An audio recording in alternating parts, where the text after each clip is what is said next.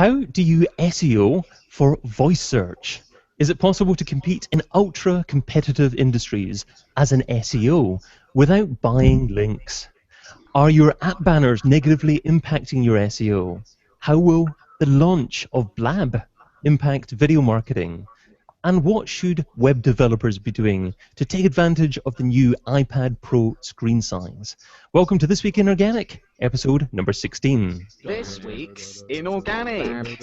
Live from London on thisweekinorganic.com. Broadcasting live from London, you're watching This Week in Organic, the weekly show that debates the ramifications of the latest SEO and content marketing news. Sign up to watch the next show live at thisweekinorganic.com. Hello and welcome. I'm David Bain, and each week I'll be joined by some knowledgeable, opinionated folks to discuss the latest happenings and anything that impacts organic traffic. And as for you, dear viewer, get involved. We'd love to hear your opinion too. So just use the hashtag TWIO on Twitter, that's TWIO, and if you're watching live, your thoughts will magically appear in the chat box to your right-hand side. So let's find out more about today's guests, where they're from, and what's caught their attention this week. So starting off with Pam. Hi, thanks for having me back. I am Pam Unks from Pam and Marketing, your web traffic controllers. We help businesses get more traffic to their websites and get more leads out of them, primarily through SEO and pay-per-click, and they're live from New Jersey in the United States. Wonderful, thanks Pam. And moving on to Johnny. Hi, I'm Johnny from Leeds in the UK. I must tell you that I've got a ton of feedback, so I actually can't hear anything at all. I'm going to introduce myself, and then I'm going to log out and come back in. So I've got an SEO agency in Leeds, been on This Week in Organic a few times, really enjoy it, and can't wait to chat. I will be back straight away. Okay, see you in a bit, Johnny. Hope you do come back. And moving on to Chris. Hi, thanks. I'm Chris Green. I'm a SEO and content manager at Strategic Marketing, based out in sunny Suffolk. We're a sort of full-service marketing agency. First time on the show. Thanks for having me. It's great to be here. Yeah, wonderful. Well, thank you so much for coming along. Well, we'll dive straight into topic number one, and that's Siri has come to Apple TV. So is search behavior while viewing TV likely to be different to search behavior on other devices? And if so, will this alter SEO? So Pam, let's have your opinion on this one first of all. Do you think the art of SEO is going to change quite significantly in the future because of perhaps an increased use in voice search as opposed to actually typing in things on a desktop? Absolutely. I think there's two different things to touch upon here. One is search within other applications like television, smart TVs, and within apps and other ecospheres. And then there's the voice search as it applies to searching for websites. So most people who know me know how anti-Apple I am. I am all Android PC, so I'm not familiar with Apple TV. And what I know about Siri is just from overhearing my daughter talking to her. So from what I understand, I don't think that websites are going to be searched for on Apple TV. So this whole Siri coming to Apple TV thing, it might impact how the content, the video content, TV content is searched within that little ecosphere. But as far as what we deal with day in and day out with helping businesses, a lot of small businesses get found on the web, we're mostly looking at search via websites. But that absolutely, so separately, of course, that has been impacted by voice search, particularly on mobile phones. So, the big change there has been really on the part of Google, I think, to catch up in understanding full sentence searches, question searches, and the semantics of that. Traditionally, they would ignore the stop words, the little words like where, is, the, near, me. They would just hone in on the keyword, and they've some of the stuff that I've read from Bill Slawski, but keeping up with the patents that they're filing, and they're trying to understand more full sentences for that reason, because people are searching that way now. People when they're in front of a computer, I think they were accustomed to the fact they had to skip all the other words in a sentence and not type in a full sentence, just type in the key words. But that's definitely no longer the case with the mobile phone. So I've noticed that full sentence searches are being understood better by Google, and so we are then encouraging our clients to use them in their content, particularly when it comes to local and mobile type searches. Right, yeah, that's intriguing because, as you say, until recently it used to be just about optimizing for certain words or phrases that were directly associated with your product or service. So if there's context behind that, then it could open a whole new ballgame up in terms of SEO. I remember years ago using the Ask Jeeves search engine, and of course they tried to say that they were about phrases, but I'm not sure if they did that too well, but that was a long time ago. That was probably 10, 15 years ago or so. So contextual search, I'm sure, has come a long way since then.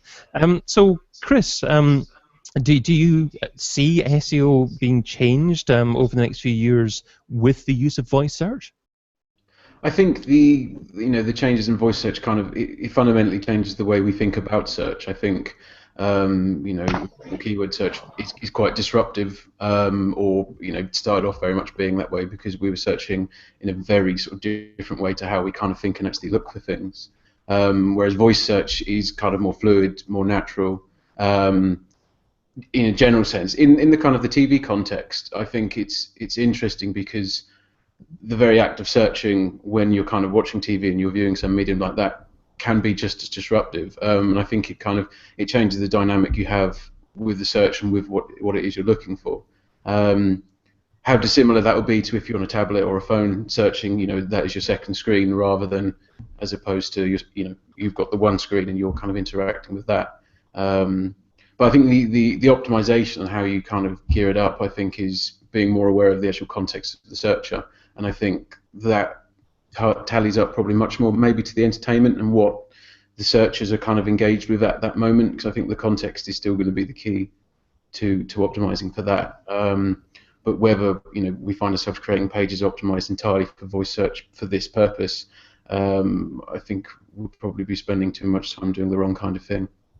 So, I mean, Johnny, do you think that SEOs in the future will actually look to optimize their pages directly for specific longer phrases, or do you think it's simply Google and other search engines getting a little bit more intelligent about the context behind the content on a page? So as long as the context is there in terms of the rest of the content on a page and perhaps the link profile of that page, that it doesn't really matter how well optimized your page title, for instance, is. Yeah, I think. Can you hear me, by the way, just to double check? Yeah. Yes, very well. I'm sorry for earlier. I'm back in. I can hear. Everything's fine. So I think there's two things here. I think the first thing is how Apple TV is going to be using it, and with it only coming out yesterday, day before, whatever it was. I don't know the full story. From what Pam's just said, it sounds like when you're using voice search, you're not seeing web pages, so it's just searching apps and it's just using portals. And I think that is disruptive. I think that then brings the need for creating apps for being more involved with things like Apple than Google, for example. But then on the second side of it, with regard to is it really going to change SEO, which is a whole other question, really. I actually don't think it is, and I keep reading Siri is going to change SEO, voice is going to change SEO. I think for a long time, all of us have been banging on about how we should be using longer tail phrases, how we should be using questions in keywords in content, and ultimately that's what voice is: people asking questions or using longer phrases. So I actually don't think really there's any difference, and I'm not sure we will see voice optimized pages. And I think it's just a natural progression that people are using longer phrases in Google anyway. I mean, one thing you alluded to there as well was that if Apple focus on their ecosystem, then obviously they're perhaps going to be looking to actually drive traffic towards content perhaps within their own apps as well. Yeah, and that's a bigger problem. And Pam was saying that she's not too big a fan of Apple. Did you think that would stop you from advising your clients to produce apps within the Apple ecosystem and to generate content within those apps, or is it something you would actually still advise a client to do, even though you personally perhaps maybe don't like that system? Of course, whatever's best for the client. You know, my personal preferences, I don't let that get in the way for that. As to whether I would actually recommend that in the real world, well, it depends on the client and the audience, Yeah. of course. That they're trying to appeal to and what it is that they're trying to promote. We do work with a lot of smaller businesses, so it's doubtful that that would be one of the strategies we would use with them. But of course, if the situation arose where it was the right type of content and the right type of audience, yes, of course, I would recommend they go ahead despite my personal beliefs. So you've never owned an iPhone? Actually, not an iPhone, no. I do actually own 2 iPads only because, and I did not pay for them, only because I won them in contests. Oh, that's all right then, yes. It would be terrible if you had to pay for it, yes. Yeah, I refuse to pay, except for my daughter has convinced me to pay for Apple products for her. But Johnny, can you admit paying any money to Apple as well? Unfortunately, far too much money to Apple, and I'm one of those people. It's funny because I can't move away from Windows for my laptop and desktop, but certainly couldn't leave Apple for my phone and iPad. So it's a strange world that I'm sort of half and half, stuck in both. It's really strange. Well, one thing that Apple have launched as well, or is in the process of releasing within the iOS 9, is search for within apps and getting better at finding content within your own devices. So, I mean, is that something that you're actively considering as an agency, advising clients on who may have apps or perhaps may have apps in the future? Yeah, I think you've absolutely got to, unfortunately, see the value of apps, and there's more and more steer towards it. I don't think websites are going anywhere, but I think depending on audience, depending on budget, I think apps have to be part of that. And to be fair, the cost of apps are really coming down significantly. And I think yes, you're using your phone to do a search. If you're not going to be in that search, then potentially there's an issue. I think the challenge with apps from a cost perspective is not maybe even the initial design. It's ensuring that everything's updated and compliant to the latest operating system. That can be another ball game. Chris, Johnny said that websites aren't going anywhere. Is that something that you would take issue with at all? Do you think websites as an ecosystem are still going to be more important than apps in the future? I think we're seeing more and more this kind of dichotomy between the web and the app sort of changing, and I think as the requirements and the devices and what everything's able to do. I mean, there are still plain cases where a website it kind of suits exactly the need. I think where an app works is where the experience from a native app provides the engagement, the way that the app can kind of work with where the user is, the user's device, what the user's doing. I think in those circumstances there are specific areas where apps will always win out there just by nature. But I think the problem with apps is always the adoption of that. Whereas everyone's got a browser, it's just kind of getting your website to be the one found in that browser, whereas apps, the app ecosystem and the web ecosystem, they are converging. I think when they've converged further, I think that's when we start kind of thinking, well, are apps really going to start surpassing or maybe taking back something from web? But no, I agree. I'm not going to give up on websites just yet. Interesting that a conversation on voice search can morph into the app world there, and perhaps where that's where context is going, about very personalized content delivered based upon your own preferences. So it's more about personalized search, I suppose, rather than voice search. But do we believe the stats on voice search? That I think the latest stat I saw was 40% of people use voice search at least once a day. Do we think that's true? If use is pressing it by accident and cancelling, then yeah, all the time. Pam's just posted a picture of the video that we're doing here on Twitter using the hashtag Tweo. That's not a very complimentary image of me in the front there, Pam. You could have I think it auto-selected a thumbnail. I did not pick that. No, I know, absolutely. It's YouTube's terrible thumbnail selection tendency. Well, let's move on to the second topic, which is Yandex have announced a penalty targeting link sellers. But will buying and selling links always exist in competitive, aggressive industries, or will this practice eventually die out? So, is it possible to compete in ultra-competitive industries as an SEO without buying links? So let's go to Chris on this one first. What are your thoughts on this one? Buying links. The only day it'll ever stop is if you can ever police it 100%.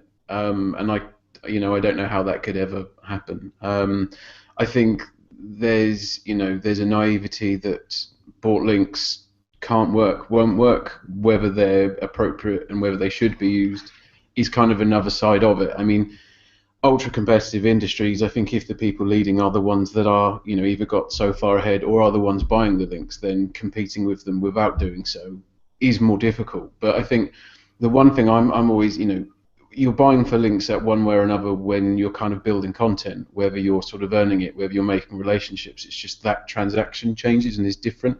I think the issue, or I guess if there's a moral slant to this, is kind of, does the link add value? That link being there, and I think necessarily the means of it getting there perhaps kind of become irrelevant, or they certainly are from the user perspective to a degree. I think, if it offers value, then it should be there. But I think, will it ever die out? Well, I don't know. Will Google ever be able to stop it?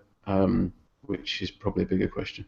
Yeah, and it certainly appears to be highly unlikely that links won't be a significant part of Google's algorithm in the future as well. So I guess if it is going to continue to be a significant part of the algorithm, then people will try and get their website positioned based upon what they think is part of the algorithm. So it's probably always going to be a challenge there. We've got Andrew Halliday tweeting saying that he'll be one of those buying an iPhone 6s Plus, but he agrees that SEO won't change because of voice. Me too. I'll be buying one. Okay, and well, Andrew Halliday will also actually be a guest on This Week in Organic next week when we're doing it live in Brighton, but I'll tell you a little bit more about that later on.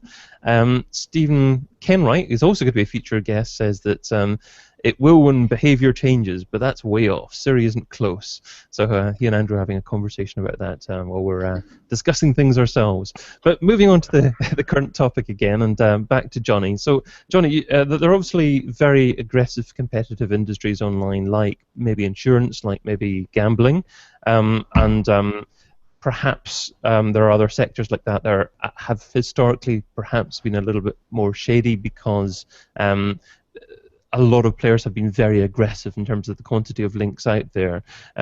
Can you see a stage where Google will make it almost impossible not to buy links, or is that not going to be a possibility, really? I think the thing here is, what's the difference between advertising and buying a link? And I think it's very acceptable and natural for high authoritative websites that have extremely high traffic to sell advertising space on their website. And I think that can help their users, but also it's a market for brands. And so I can't see that stopping. Are we talking that advertising is going to stop? And ultimately, that's a paid link. It's whether it be a banner ad or whether it be a link, it potentially is a paid link. Now, until the question is, why is it there? Is it there for SEO purposes, or is it there for an advertisement? And until I think that can be worked out, then I don't think paid links are going anywhere. I think it's more about the quality and the trustworthiness of where the link is. So the authoritative site, if it's a trusted site, then I think paid links are fine. I think if the site is seen as spammy and is in the radar of Google, then a paid link on there isn't a good idea. Mm. So Pam, is there a grey line between paid links and advertising, or is there a simple case of black and white? It's not appropriate to do paid links, and advertising should be links with no follow and links that don't pass any SEO juice. It's not black and white. Of course, Google's preferences are for you not to do, not to pay for a link, but what does that mean? That's completely open to interpretation, and I think the points that were already made here is, how do you define paying for a link? It may be paying for, actually, maybe paying for public relations activity that's going to lead to you obtaining links. I mean, is that paying for a link? Not really, I don't think. I think when Google says pay for a link, they mean, I am going to give you money to place this link here to point to me, very literally. But then again, okay, so it comes to advertising. Is that, if it's an ad or a directory listing, or, does that count as paying you to place that link there? One of the delineating factors, I think, is, does the link placement and all the content that comes with that have a real-world business purpose being in that place, other than just the link? I think that's my interpretation of what would be okay with Google and what would not be okay with Google would be, if I go to www.wesellinks.com and I buy a single URL and I exchange money for that, that's buying a link. But if I pay to be included in a directory listing or to have an ad on a site that has a real-world purpose that helps people find, products and services that they need, and human beings will use this for this other purpose, then I think that's where the safer area can be. But yeah, I mean, to answer the question about whether or not you can compete in highly competitive industries in SEO without buying links. The links continue to be important, like you said. Year after year, those ranking study factors come in with links being one of the highest things that matter. So, while it matters, yes, people are going to continue to try to cut corners, and you're going to need to get the links in order to compete. But how you get them is where you can decide where in that gray area you want to be. Do you want to be towards the darker area that's very straight up, exchange money for this URL, or maybe put some money behind making, doing some personal branding on social media so that you become a little bit of a social media star, and then you naturally get links from that. I mean, I think you're going to have to invest in getting links, but not necessarily directly pay for a URL, if that makes any sense. Yes, no, absolutely. It is a really tough situation, especially if you're working in those kind of industries where you see that your competitors have thousands of decent backlinks, and it looks as if they've probably purchased them, yet they're still ranking very high in the top of Google, and you've got to make a decision yourself.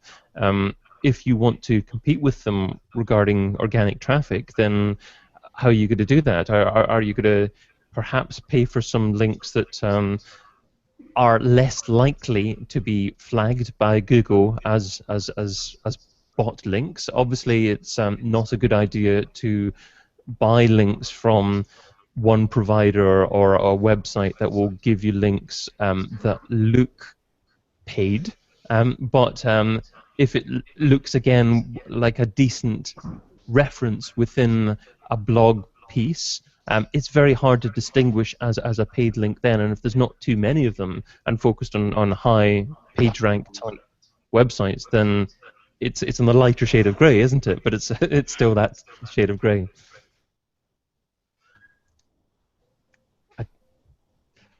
Any more thoughts on it's a tough subject. I mean, to sort of jump in on the back of that last one, I think the whole problem with that is if you're building your strategy on those bot links and that's your method, then that's when you've got a real problem. I think, as you said, if you can't spot a paid link from an unpaid one, then the kind of, as I was saying about the value of it, the value is there. I think it's when you establish the footprint, when in the rush to scale or get bigger quicker, or it's cutting those corners too sharply, is when it really becomes a problem. And there are still some niches where large portions of people are doing it. So I think you're backed into a corner, and the whole thing's grey, really grey. Absolutely. And Johnny on Twitter asking the question: is paying for links okay? So any listeners to the live show, answer that tweet. That would be cool. Stephen Kenwright saying, free links from crap websites are bad too, which is a very fair point actually, because you may think that you're doing a good service to your business, but you're probably doing a disservice to your business by just getting lots of links from irrelevant or low quality sites. But let's wander into the topic number 3, which is are your app banners negatively impacting your SEO? Google published a blog post last week saying that they're going to be updating their mobile-friendly test to take into account whether or not app download banners cover the whole screen. So Pam, this is a topic you suggested. Is this something that many businesses should be concerned about, do you think? Well, first, yeah, I suggested it because I wanted to address the kind of misunderstandings that are flying around about it. I've seen a lot of articles recapping this move by Google as a penalty, calling it, you're now going to get penalized for putting these app interstitles, these big banner ads that cover the whole mobile content, urging you to download or install the app before seeing the content. I think it's important to clarify what's a penalty and what's not. It's a penalty is when Google is like directly penalizing you for something, taking manual action against you, saying we don't like what you're doing, we're going to nix you from Google or push you down deliberately. This is not that. This is going to be something that they now consider no longer mobile friendly. So they said they're adding it to their mobile friendly testing tool, so as a factor that will determine your site to be not mobile friendly. And so if your site is not mobile friendly, that it's not necessarily a penalty. There was a lot of hype about that before Mobilegeddon, but what turned out to happen from what I've seen afterwards is there wasn't massive changes, there wasn't massive setbacks for a lot of websites that didn't become mobile friendly in mobile search. A lot of non-mobile friendly websites are still coming up in mobile search. If they're authoritative enough, if they're the right website, for the search, Google seems to still be serving that up. But it is important to try to satisfy the mobile-friendly criteria so that it's more of a guarantee that you will come up in mobile searches. So this is going to be one of those criteria. So just the same as making your website responsive and making sure it passes the test with the size of the tap targets and all of that. This is just another one of those factors. And so if it's something a brand has been using as part of their strategy, I think I've seen it on WebMD. When I think I'm dying and I go Google my symptoms, and the first thing that comes up, no matter what result I click on, if it's WebMD, the first thing that comes up is that big banner: install the app now. And it is annoying, and it's bad user experience. Yeah. So it's something to consider just overall, regardless of Google's mobile-friendly thing, is the user experience that you're providing. So I'm not sure I answered the question directly, but I wanted to ramble about that, which is why I suggested the topic today. Well, that's good. I know, and what you said there about user experience, bad user experience, absolutely spot on, because that sends the signals back to Google anyway. So if people land on your site, mobile or desktop, and they see a big flashing up banner, the chances are they're going to hit the back button, or at least they're more likely to hit that than if there's engaging, decent content on there or something that's relevant to what they're searching for.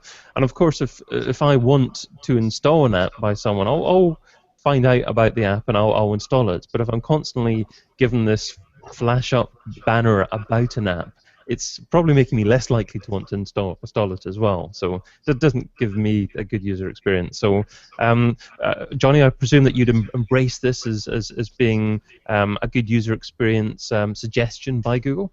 Well, does this mean that Google are going to get rid of the Splash app when you go to Google Gmail? Because it's frustrating. And, so are Google even going to listen to their own advice here? They sometimes don't.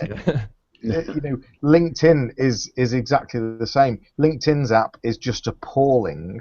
Their mobile site is appalling, but they force you so that you can't use the desktop site, which has got all the functionality, and it's just completely the user experience is terrible. So I think this is a really good move. I don't have any issue with apps being advertised, and I think in a lot of cases they can be more helpful. But I think it has to be the user's choice, and it has to be very simple for the user to decide whether they want the desktop version, the mobile version, or the app. And I think that is the key. More than it can have a splash screen as long as it's got simple options that allow you, and clicking the option actually allows you to do what you want to do. Chris, are businesses missing out by trying to drive traffic too aggressively at apps? I think it comes back nicely to where we got to when we were talking about the whole Siri on Apple TV and then linked onto the website versus app side of thing. The reason why you push users to an app over a website is where the app offers the better experience. And I agree with what's been said up. So many people drive you to websites or to apps, sorry, that just aren't as good. And that just is all kinds of wrong. It's round peg in a square hole. It's more frustrating, and I think it's alienating the user base, especially if you are going to that website. You've made that active decision to ignore the app, usually if it's bad. Just let users make their own mind up. Stop bugging them about it. Yeah, absolutely. I mean, if a user wants to buy something from you, then they'll buy the thing that you're selling them, rather than trying to drive them to it, and it'll create a negative impression. I'm sure we all agree with that, just nodding our heads away there. But there's some great conversation going on Twitter still. You've got Stephen Kenwright again saying that you can be more competitive in search results with links you don't pay for. 1 out of 10 as many required, so you can afford to spend the time. If you create great content, then people will link to you, as long as if you make it a little bit likely and easy for people to do that, I suppose. And also JJ Grice saying, coming back to the age-old question, if a human can tell it's a paid link, then there's no doubt Google will understand this somewhere down the line. So you've got to trust your instincts and your heart about what is the right thing to do. And if you're following a formula too much without any common sense, then you're going to come unfurled at some point in the future.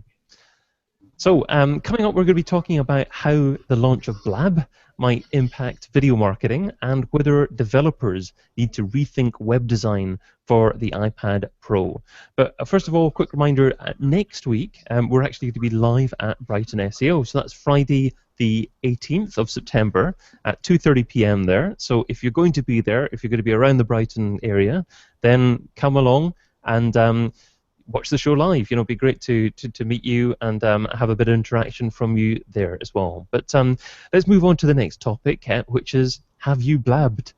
With the launch of blab.im and the mass take-up of Periscope and Meerkat, we're seeing video becoming a near essential part of the communications mix. But is it good to build a following on a third-party platform?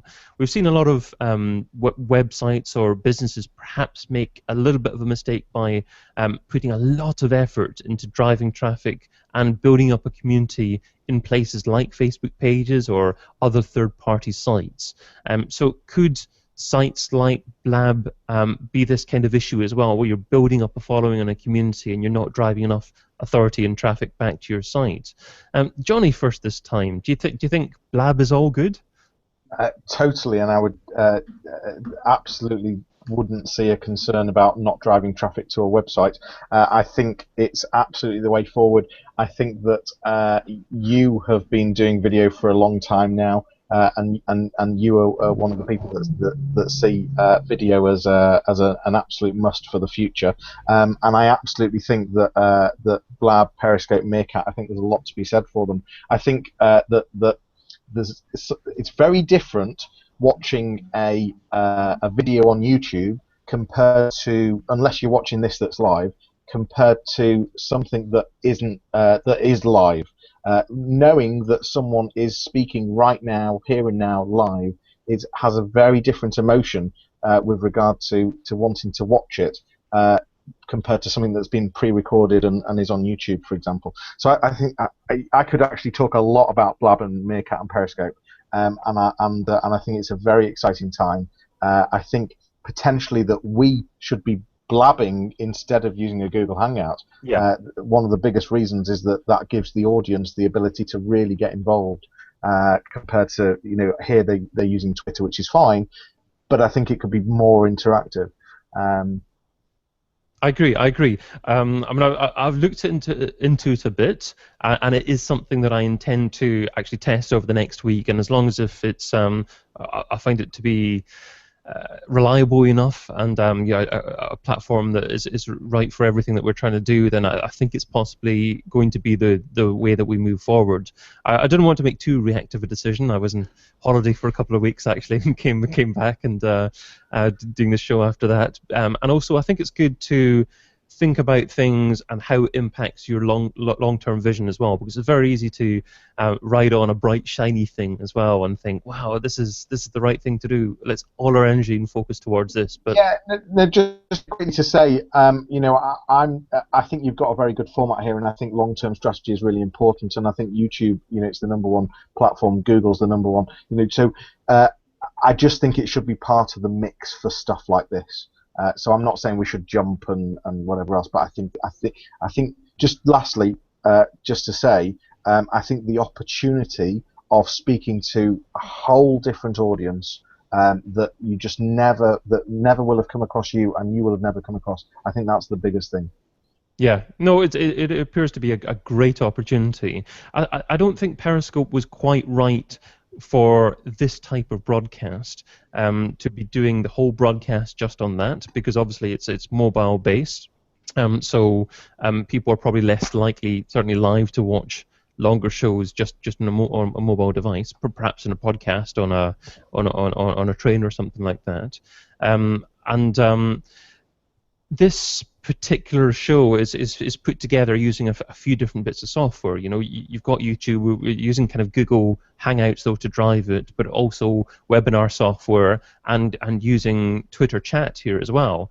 And certainly Blab seems very appealing because it's got the content. It's got the comments, at the right-hand side as well, the live comments. So everything's pulled together, and there's no issue with people just jumping on there straight away as well. So it seemed easier for people to just grab hold of and use and jump on without any issues at all. And that's one issue that I think I've had with Google in the past, in that they're very intelligent technology driven company, but I think their focus tends to be on technology rather than on the friendliness of what they offer to consumers.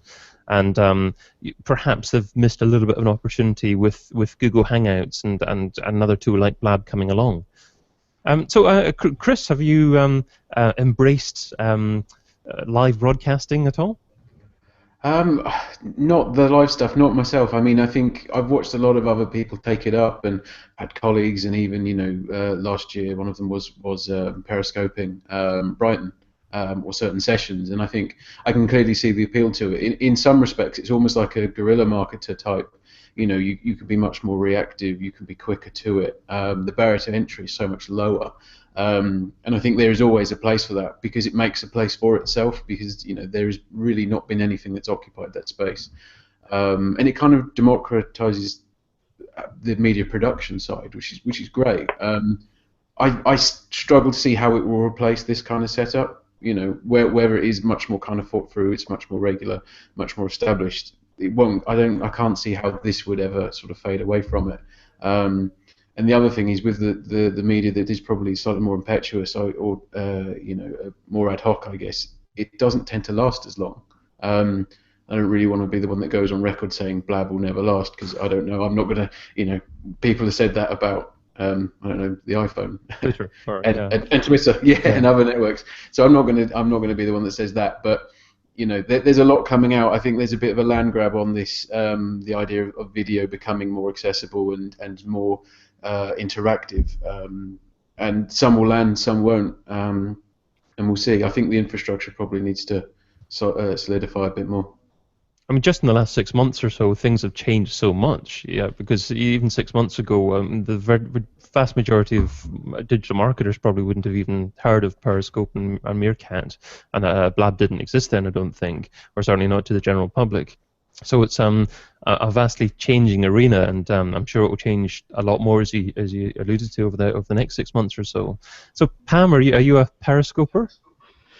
No, this came up on the last time I was on the show, and I still haven't tried it Hasn't since. changed yet. Yeah. But again, what I personally choose not to do, I wouldn't let get in the way of strategies for clients or anything. So I've been following it and thinking it through, the usefulness of it. I think that these are, because you can't directly drive traffic to websites from these tools other than from your profile. I think that, when it comes to SEO strategies, these more cross over into branding. Branding yourself as an expert, as a thought leader, and everything is important for your SEO, will trickle down to your SEO, will produce branded searches. If you make yourself, Periscope famous or Meerkat famous or Blab famous or whatever, you're gonna build more brand awareness, and then more people are going to search for your brand.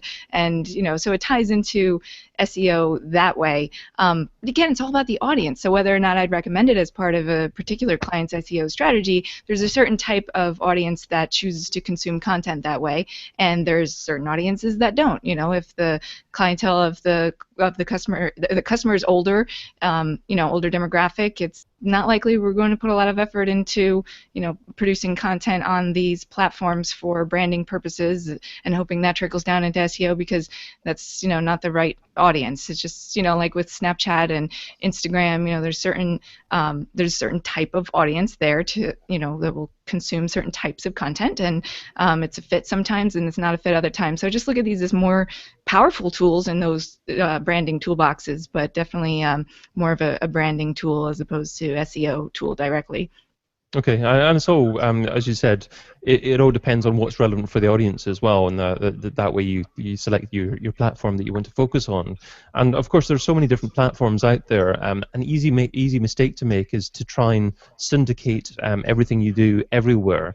But then you won't have quality interaction on those different platforms. You're unlikely to drive a significant quality audience everywhere. So I guess generally, the best way to do it is to focus on just one or two and then try and do a great job at that.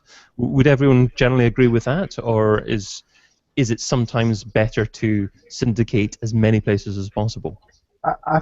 I think it depends what content you're doing, and I think, for example, on Periscope, I think a couple of examples how businesses could use it is behind the scenes. So that insight, that allowing to show personality, maybe behind the scenes on a photo shoot, maybe a retailer doing a photo shoot or some kind of catwalk, and then you've got radio stations using it to show interviews. So I think it really does it, and I don't think you need consistency there compared to the typical marketing that we talk about, where you do need to be consistent, you do need to grow the audience, you do need to be constantly engaging. I think there's certain things where it doesn't really matter if you haven't periscoped for 6 weeks, and suddenly if something comes up that's a behind the scenes or something of interest, then it really, that's what's going to drive the traffic. So I think it's content driven. Depending on what the content is, that's what drives it. Yeah, no, that's a great point. I mean, I listen to a few podcasts, and some of these podcasts don't publish an episode for 2 months or so, but I'm still subscribed to it, and you don't even remember that you're still subscribed to it until they publish another episode. And totally. Yeah. Good. And Johnny, you also appear to be the chief blabber here. So have you used Blab yourself? I haven't actually gone live on Blab, I must admit, but I've been on Blab a lot. What's the guy who runs Social Media Examiner? What's his name? Sorry. That's Mike Steisner. Yeah, and I was amazed that he's. I don't know if any of you have seen him, but he's blabbing all the time. And I just think that the ability to be able to chat to people like that so easily, and he's doing behind the scenes stuff as well. I think there's a lot of rubbish on there, but I think there's also some really good. I think the having something like this. Maybe that sort of really good debate about certain topics and having other people involved, I think, is really valuable. Yeah, no, I think it could be great. I also had a look on it, and I like the fact that you can actually put something as an event to happen in the future as well. So you schedule. Schedule is the word I was looking for. Yeah. No, I agree. I definitely agree. Yeah. And obviously, if you're doing on Periscope or Meerkat, I presume it's very instantaneous. You don't really schedule. You can schedule on Meerkat, but not on Periscope. Right. Okay. Okay, well, yeah, lots of things happening with video as well. But let's move along to the final topic, which is the new iPad Pro has been announced, and it's 12.9 inches in size. So, sorry to be talking about Apple here, Pam, but that's 78% bigger than the existing iPad. So, might this impact the way that some websites are built, and what should developers be looking at doing to actually take the full advantage of the screen size? So, Johnny, when you're advising clients maybe on updating their website, will you actually tell them to bear in mind people using big, high-quality screens like this? I'm not sure I will, because there's still enough of a market using desktops with large screens, and so I'm pretty, so I think it would be taken into account. And I don't think it necessarily needs a separate, as long as it's responsive, as long as we're aware of screen sizes, I don't think it necessarily needs any more thought into the process. And it just reminds me of how mobile phones used to be absolute bricks, then were the smallest thing in the world, and now they're just getting bigger and bigger again. So I think it's just a trend more than anything, how things just change size, because that's what drives people to buy things, that things change. That's my opinion.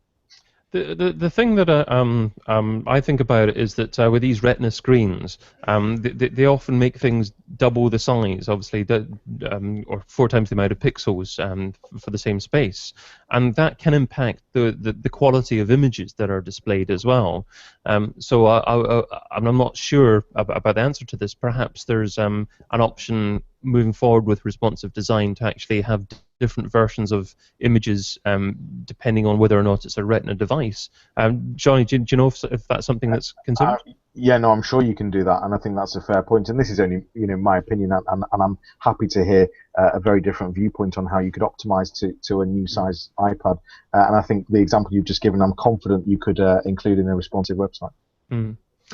So, Pam, is the larger screens on these? I'm not sure what type of devices are they phablets? Are they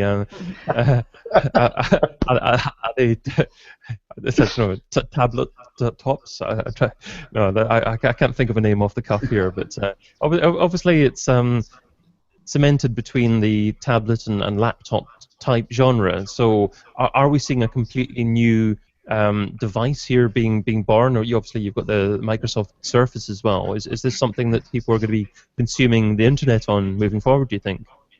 Yes, to turn the discussion away from Apple again. I tried to help you there. There's a lot of different devices, size screens, types of screens, merging of different types of devices like tablets and laptops and phones becoming practically tablets. Like everything is just mishmashed, and there's just bazillions of different screen sizes and Retina type ways of displaying the resolution, and it's just going to, I think, continue to complicate the challenge of responsive design and make it even more important to focus on and make sure that your content is consumable across all these different types of devices. And we don't do website development ourselves, so thankfully we don't have to worry about that, except for we do of course encourage clients. We partner with web development agencies and web designers to make sure that our clients' websites are as friendly as possible on mobile devices. And it's challenging. We've got one right now that their new design is having trouble on the Retina display, and so we've got to get the web developer working on the image issues there. And it's just it's just going to continue to get more complicated, and I don't think that paying attention to particular sizes of particular popular devices is the thing to do. It's just testing in as many different wide arrays of screen sizes and screen types and device types as possible is the thing to do. Johnny asking the question on Twitter: will you be jumping to get the extra large iPad? So will you be jumping, Johnny? No. No. Okay, there we go. One word answer there. Chris, can you see the iPad Pro impacting marketing in any significant way? It's a difficult one. I think it depends on the adoption. It's so big, and I guess the main thing is, what portion of your users, your audience, are adopting that. If you happen to have your main target group or demographic of people that are likely to go out and jump on it, then I think it's going to impact you a lot quicker, because the expectation will be there that they've got this massive device, pushing so many pixels, it looks lovely. You've got to build something that sits on it. I think for me, the way that I see it, kind of the biggest way impacting kind of marketing from the technical side is, websites are already very heavy, very bulky as they are at the moment, and that's without worrying about more kind of images of that high resolution, in factoring in the size that it's going to take on that. And I know obviously you can go mobile first and you can serve images based on device type, but you're adding another sort of cross section of device types or sizes into this that it's just going to kind of overcomplicate. The big part is, what's the adoption going to be like on a 13-inch tablet like this? Have Apple done enough to bring people on board with it? And that will be seen. But I think from the marketing perspective, it's media at a different resolution. And do we need to run to that or not? Got a tweet from Lawrence Caton saying that HTML5 are working on the picture element that allows you to load in image based on screen size. Not fully supported as of yet, though. So that's good information. Thanks for that, Lawrence. So yeah, I mean, we've had a great discussion there. Lots of different things there. I reckon that just about takes us up towards the end of the show. Just about time for all of you to think about perhaps one takeaway for our audience to think about and perhaps implement in their businesses, and also just share your own information there as well. So shall we start with Pam? Sure. So I think the main takeaway here, audience kept coming up across all these conversations. So whether it was the mobile app banners hitting you in the face, or the live video options that are out there now, and whether or not your audience is going to go to that platform to consume content, and the screen sizes and devices being used. I think a running theme here to think about is your audience, and to before you get all hyped up and worried about, oh my gosh, there's this new screen size and there's this new platform, this video thing, and should I be doing this, should I be doing that, is just to stay really focused on, and if you haven't done it already, just start with defining your audience, your target audience segments, and down to the nitty-gritty. How old are they? What do they care about? What do they do for hobbies? And getting real clear on that, and then staying really focused on that with all these new options that are just going to continue to come out, and things are going to continue to get more complicated. So it's just all the more important to focus on your audience and stay focused on it. And where to find me? The easiest way would be pamandmarketing.com, or on the social web, twitter.com/pamandmarketing, Facebook, etc. Wonderful. And thank you again for having me again. Well, thanks, Pam. It's great to have you on, and your pristine webcam there as well. Thanks to your shopping recommendations. Very good. I'm looking a bit worse for wear here with the sun streaming in on me here, so I'll have to do something about that here. I think you win the Quality Image Awards today. But let's move on to Chris. Chris, what were your thoughts for what we've discussed today, and obviously takeaway details for listeners as well? I think the biggest part I've always found with issues like this, and certainly raised today, is the changing importance of context. The context of consumption of media, and by effect the consumption of how people market to those consuming it. I think that's kind of massive. I think Google are charging in that direction. Apple are also doing the same, as our Facebook, as our everybody else that still wants to be kind of relevant in the future. And I think for us, it's kind of being aware of the shifting context, and actually, we need to be smarter when we're optimizing for that. It's often not just a case of do we need to throw up a page that targets this type of user slightly differently. I think it's more sophisticated, but therefore it's harder. And that I find that massively interesting, in equal measure with how slightly scary it can be. But that's cool. We like that. But in terms of finding me, find me on Twitter, ChrisGreen87. Then obviously company website, strategicmarketing.co.uk. If you've got any questions, give me a shout. And thanks for having me on. It's been great. Thank you, Chris.